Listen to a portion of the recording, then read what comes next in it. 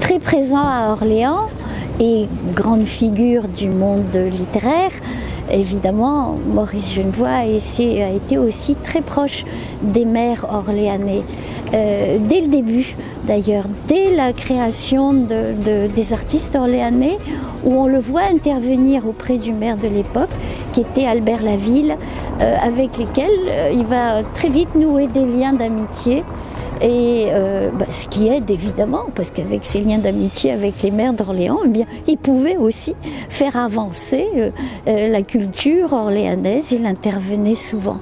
Donc dès Albert Laville, on le voit présent dans des manifestations officielles.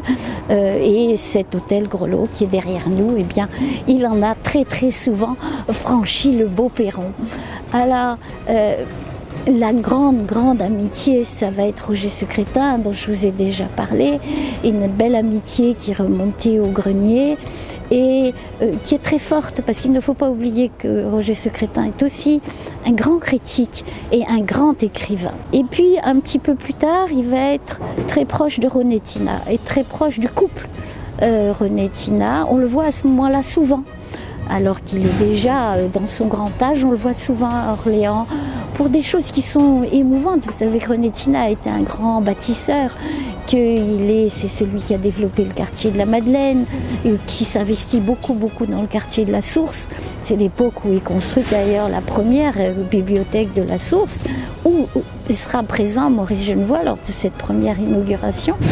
Et on le voit, c'est l'époque des maisons de la culture, Eh bien il est là, toujours modeste, attentif pour parfois des toutes petites manifestations, des petites expositions, parce qu'il répond à la demande de René Tina, qui disparaîtra en cours de mandat.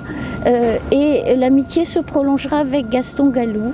C'est le dernier maire d'Orléans qu'il connaîtra, et ça c'est émouvant, parce que parmi les toutes dernières lettres envoyées, juste la veille de son décès par Maurice Genevoix, qui se trouve à ce moment-là en Espagne, eh bien, il y a une lettre au secrétaire de Gaston Gallou et une lettre à l'épouse de Gaston Gallou pour dire sa tristesse du décès de Gaston Gallou, et que malheureusement, comme il est en Espagne, eh bien, il ne pourra pas se rendre aux obsèques du maire d'Orléans.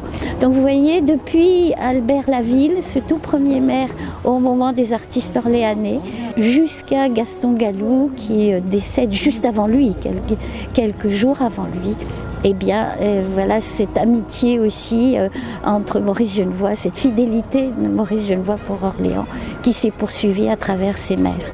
Et même après son décès en 1980, eh bien, la mairie d'Orléans va être attachée à rendre hommage à maintes reprises à cette grande figure orléanaise. On voit Jacques Douffiag qui va initier déjà la première grande exposition après le décès de Maurice Genevoix, cette exposition qui aura lieu à Saint-Pierre-le-Puellier et qui est vraiment le point de départ de tous les grands hommages qui ont été rendus à Maurice Genevoix. On verra Jacques Douffiag évidemment aussi, qui dénomme le théâtre, le Carré Saint-Vincent, Centre culturel Maurice Genevoix. Et puis Jean-Louis Bernard aussi, qui est très attaché à la figure de Maurice Genevoix.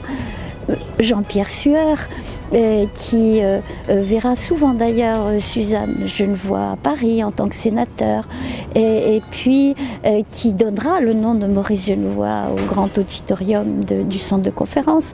Et puis évidemment Serge Grouard, qui aura la volonté de donner le nom de Maurice Genevoix à la médiathèque de la Source, et qui cette fois-ci sera à côté de sa fille Sylvie. Donc vous voyez, les générations passent, et puis jusqu'à aujourd'hui, avec ce très bel hommage, encore une fois rendu par Orléans et sa municipalité à la figure de Maurice Genevoix.